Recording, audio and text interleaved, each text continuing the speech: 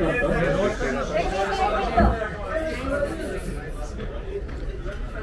नुकत्याच लोकसभेच्या निवडणुका पार पडल्या आणि त्यामुळे अण्णा निवडून आले. संघात त्यांनी याआधी अरे जरूर सर.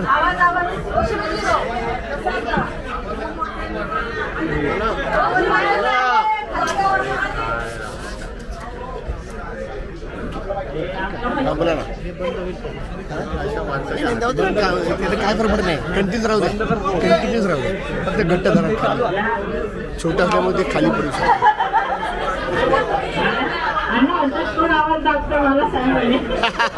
आता कोण दाबणार. संघात याआधी अण्णा आपले मित्र महापौर म्हणून अनेक वेळा त्यांनी भेट दिलेली आहे. आता ते राज्यमंत्री म्हणून ते पत्रकार संघात आलेले आहेत. केंद्रीय राज्यमंत्री. तर मी त्यांचं स्वागत करतो आपल्या सगळ्यांच्या वतीने आणि अध्यक्षांना सांगतो की त्यांचं स्वागत करावं म्हणून.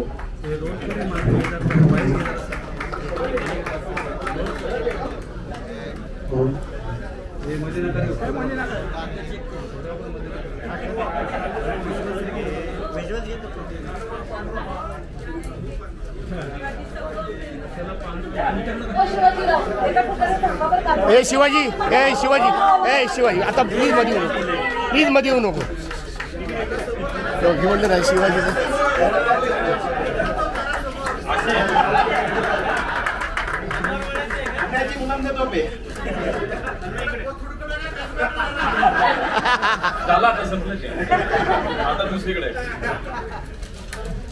आता राष्ट्रीय झाले.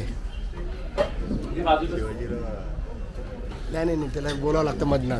मी पत्रकार संघाचे अध्यक्ष.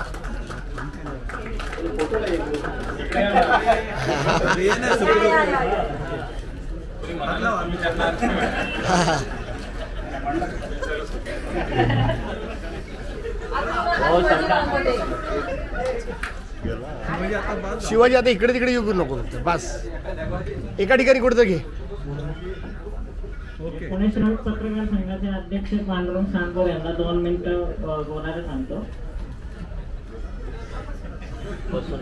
अरे तिकडेच क्या. हा तिकडेच बोला सर. फ्रेम बदलायला नको.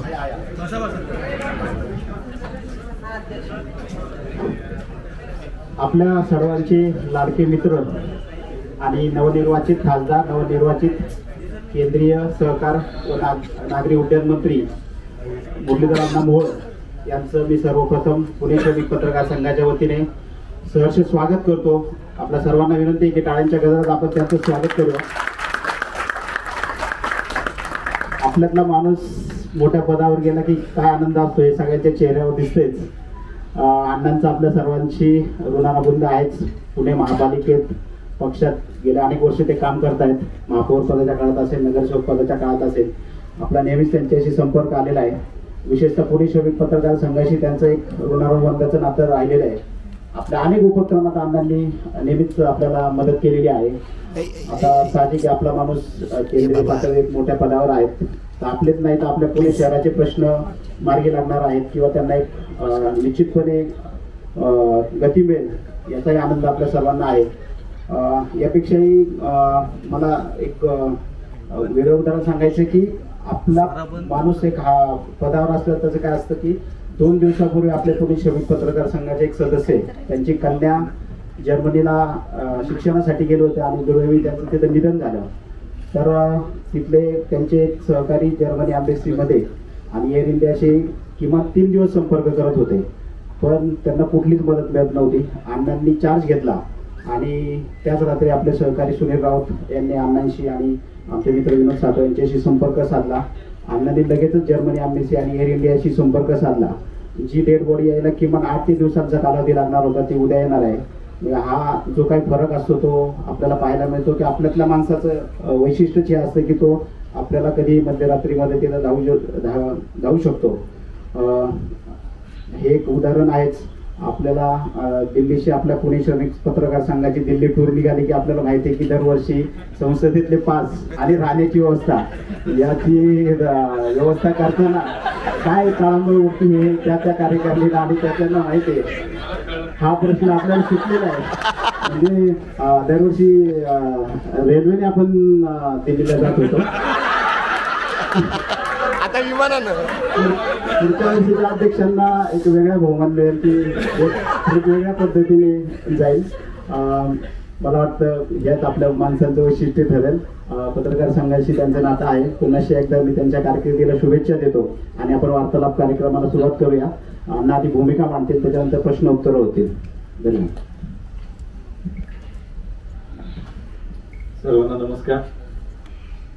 आपले अध्यक्ष बंडमजी सांगोर, सुखोत आणि उपस्थित सर्वच माझे पत्रकार मित्र मैत्रिणी. खरं तर खासदार आणि मग मंत्री आणि मग हा सगळा प्रवास इतक्या कमी दिवसाचा, असा काही अजूनही विश्वास याच्यावरती काही बसत नाही. आणि आज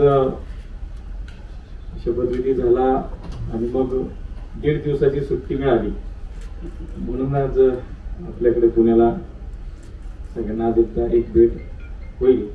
आणि त्यातच पुण्याला आलो ना आपल्या सगळ्यांना नाही भेटलो मग कार्यक्रमच होईल म्हणून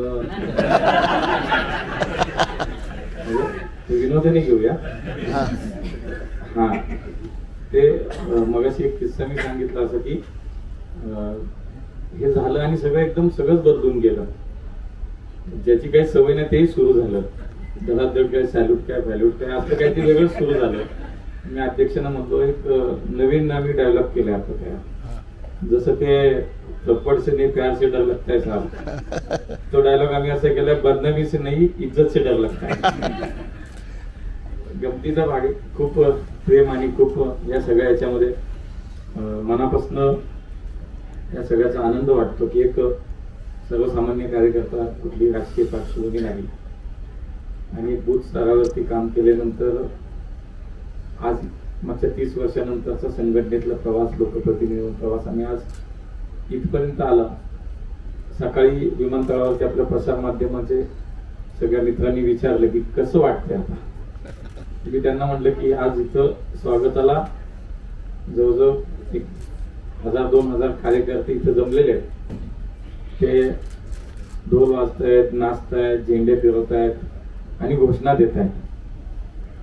तर मला आज एवढाच यात इथं पोहोचल्यानंतर मनामध्ये हा भाव आहे की ह्या 1000-2000 मधला मी गेल्या 30 वर्षामधला कार्यकर्ता इथं असायचो. 1000-2000 कुठलाही नेता आला मग तो राज्यातला येऊ, देशाचा येऊ, स्वागताला इथे येणं, तयारी करणं, झेंडे लावणं, बॅनर लावणं आणि इथं स्वागतात मग कुठूनही गर्दीतनं नेत्यांनी माझ्याकडे बघा, आपण नेत्याकडे बघा, इथपासूनचा सुरू झालेला प्रवास आज माझ्या स्वागतासाठी ते कार्यकर्ते त्यातला मी एक होतो. मला असं वाटतं की ती भावना आज खूप मला प्रकर्षाने जाणवली की हे माझ्या पक्षात असं होतं. त्याचं पुन्हा एकदा एक उदाहरण मी माझ्या रूपानं पाहतो की अत्यंत सर्वसामान्य कार्यकर्ता तो प्रवास केंद्रीय मंत्रिपदापर्यंतचा. त्यामुळे एक मनापासून सगळ्या माझ्या पक्ष नेतृत्वाला धन्यवाद देईन.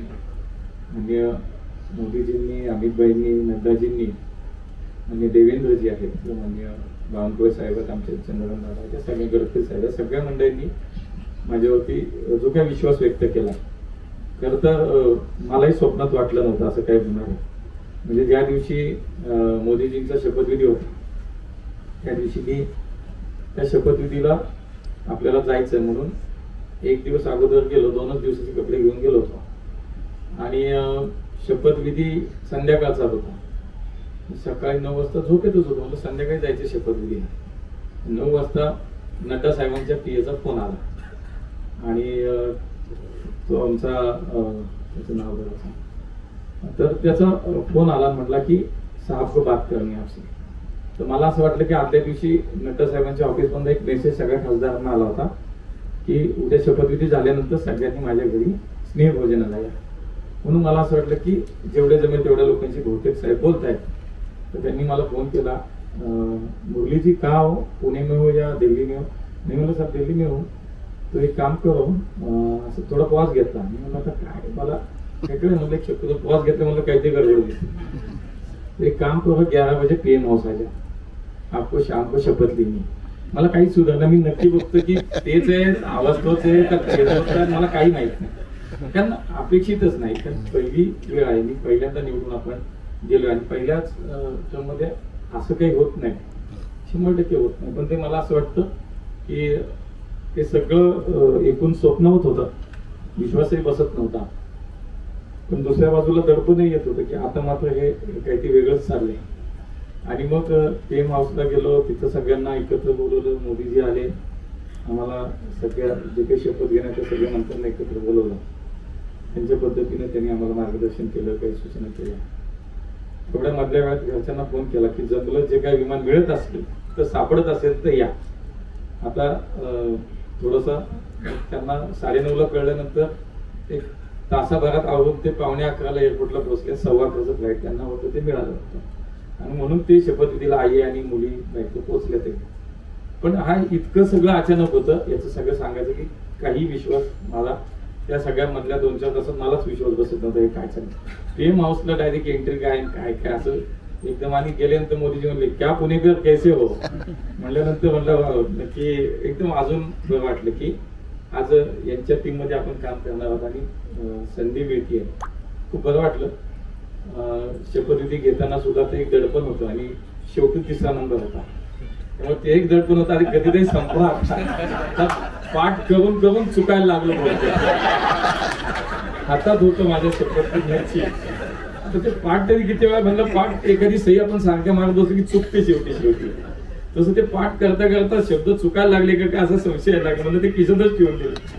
आणि तो एक वेगळा आयुष्यातला क्षण होता की या सगळ्या प्रवासामध्ये खूप माझ्या नेत्यांनी, माझ्या पक्षाने मला संधी दिली. आणि विशेष मी पुणेकरांना धन्यवाद देईन. पुणेकरांचा हा सन्मान यासाठी म्हणेन की विठ्ठलराव गाडगिळानंतर पुण्यातून लोकसभेचा खासदार निवडून गेलेला मंत्री हे 40 वर्षानंतर घडते. म्हणून मला असं वाटतं प्रत्येक पुणेकराचा सन्मान आहे, प्रत्येक पुणेकराला हा मान आहे की ते आता मंत्री झाले आहे. आणि म्हणून स्वाभाविकपणे पुणेकरांच्या आता अपेक्षाही वाढल्यात, कामही खूप करायचे. 2 खाती जेव्हा मिळाली तेव्हा सिव्हिल एव्हिएशन आणि सहकार खातं. पण सहकार खातं म्हटल्यानंतर परत पोटात गोळा आला की आता बिग बॉस बरोबर काम करायचं. म्हणजे खरं तर ज्यांना भेटण्यासाठी, आमच्यासारखे कार्यकर्ते आमच्या नेत्याला भेटण्यासाठी आम्ही खूप प्रयत्न करतो. कधी भेट व्हावी, ओळख व्हावी, नावाने हाक मारावी आपल्याला कधीतरी, अशी धडपड असते कार्यकर्त्याची. स्वाभाविक 30 वर्षाचा आमचा जगाभर त्यात स्वाभाविक असं वाटतं ना की काहीतरी व्हावं. तर त्यांच्यावर काम करायचंय. 2 बैठका झाल्या. त्यामुळे खरं तर हे सगळं करत असताना आता जबाबदारीची जाणीव, माझ्या पुणेकरांनी मला इतकी मोठी संधी दिली आहे, त्यामुळे आता खूप पुढच्या काळामध्ये 5 वर्ष हे जबाबदारीची जाणीव आहे. या पुणे शहराला जसं प्रचारापूर्वी म्हणत होतं की देशातील सर्वोत्तम शहर करायचं, सर्वोत्तम शहर करायचं म्हणजे काय करायचं, तर सर्वार्थानं सर्वदृष्ट्या शहराचे अनेक विषय आहेत. पुढच्या 50 वर्षाचा पुण्याचा विचार करून आपल्याला काम करायचं. दिलेली संधी जी आहे, दिलेली जी काही जबाबदारी, त्याला न्याय द्यायचं काम केलं पाहिजे. मी 30 वर्षाच्या काळामध्ये संघटनेत खूप काम केलं. वॉर्डचा अध्यक्ष बसून मी आज महाराष्ट्राचा पक्षाचा सरचिटणीस म्हणून वॉर्ड अध्यक्ष, शहराचा विधानसभेचा अध्यक्ष, शहराचा युवक अध्यक्ष, शहराचा सरचिटणीस, असं खूप संघटनेतही काम केलं. आणि आज लोकप्रतिनिधी म्हणून गेले 20 वर्ष नगरसेवक, 2.5 वर्ष महापौर म्हणून काम करता आलं. त्यामुळं प्रशासकीय कामाचा थोडा अनुभव असला तरी हे आणि ते खूप वेगळं आहे. म्हणजे पहिले काही दिवस नक्की शिकायलाच लागतील. त्यामुळे झाल्यानंतर मागचे 4-5 दिवस सातत्यानं ब्रीफिंग घेणं किंवा अधिकाऱ्यांसमेत बैठका घेणं, कामाची माहिती करून देणं, नक्की सिव्हिल एव्हिएशनमध्ये कामाचं स्वरूप काय आहे, इथलं प्रशासकीय सिव्हिल यंत्रणेचं स्ट्रक्चर काय, स्कोप ऑफ वर्क काय आहे, आपल्याला कुठल्या अधिकाऱ्याकडे काय, याचं केलं. सहकार खात्याचंही आमचं 2 बैठका आम्ही त्यांच्यासोबत झाल्या. त्यामुळे एक सुरुवात आहे. आणि मला असं वाटतं की प्रत्येकाला आता ती उत्सुकता संपली आणि एक आनंदाचा क्षण होता, तोही सगळ्यांनी आता साजरा केला. सगळ्यांना बरं वाटलं. आता खरी माझी परीक्षा सुरू होणार आहे, ती म्हणजे कामाची. खूप अपेक्षा आहे पुणेकरांच्या, खूप काम करायचं आहे आणि मला काम करायला आवडतं. एखादा विषय जर हातामध्ये कामाचा घेतला तर मी त्याचा खूप पाठपुरावा करतो सातत्यानं.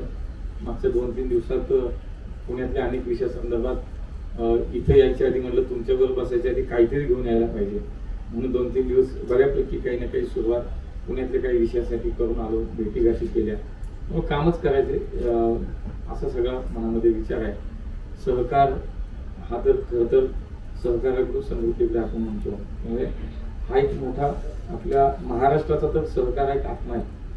समाजातल्या अगदी शेवटच्या माणसापर्यंत, शेतकऱ्यापर्यंत त्याला समृद्ध करायचं. सहकाराचं एवढं मोठं झालं महाराष्ट्रात, तर ते पुढच्या काळामध्ये ते अधिक शक्तिशाली करणं, त्याला आत्मनिर्भर करणं. शेवटच्या संस्थेला सुद्धा म्हणजे देशात 8 लाख जर सहकारी संस्था आहेत, तर त्यात फक्त महाराष्ट्रात 2.5 लाख आहे. इतकं मोठं महाराष्ट्र. आणि म्हणून कदाचित मला असं वाटतं की माझ्यासारख्या कार्यकर्त्याला महाराष्ट्रामध्ये संधी दिल्यासाठी खूप काम आहे. आता तुला कामाला लागायचं, तू काम केलं पाहिजे. आणि म्हणून या सगळ्या याच्यात खूप काम करायचं. सिव्हिल एव्हिएशनच्या विषयामध्ये सुद्धा पुण्याची संबंधित, नवी मुंबईचं विमानतळ, पोरबंदरचं विमानतळ, खूप काही गोष्टी आहेत. केवळ पुणे नाही, महाराष्ट्रात आता एक पुणेकर म्हणून, एक सर्वसामान्य कार्यकर्ता देशाची सेवा करायची संधी मिळते. खूप बरं वाटतंय, मनापासून खूप बरं वाटतंय. आपल्या सर्व पत्रकार मित्रांना मी मनापासून धन्यवाद देईन की आपणही या ठिकाणी माझं स्वागत केलंय. एक आपुलकीनं, प्रेमाने. आणि मलाही निश्चितपणे आता मीडिया हे रोजचं पाहिल्यानंतर तुमच्यात आल्यावर थोडंसं हायसं वाटलं, बरं वाटतं. आपल्या लोकांच्या झालं म्हणजे काही असो, असं असतं ते. एक भावना आहे. पुढच्या सगळ्या काळात पुणेकरांची साथ लागेल, आपल्या सगळ्यांची साथ लागेल. शेवटी मलाही काही एकट्याला सगळं कळतं असं नाही. मी शिकायचा प्रयत्न आता नक्की करणार. तेव्हा आपल्या सगळ्यांची सुद्धा मदत अगदी दिल्लीच्या या सगळ्या कामकाजामध्ये लागणार आहे. पुन्हा एकदा आपल्या सगळ्यांना मनापासून खूप खूप धन्यवाद. जे काय पुणेकरांच्या अपेक्षा असतील त्याच्यावरती 100% काम करण्याचा प्रामाणिक प्रयत्न नक्की करेल.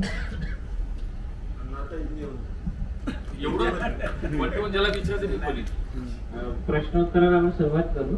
प्रश्न कोणाचे काय? जेव्हा तुम्ही सहकार राज्यमंत्री म्हणून चार्ज स्वीकारला तेव्हा अमित शहा बरोबर नेमकं काय बोलणं झालं, त्यांनी काय सांगितलं, त्यांच्यातला संवाद काय होता?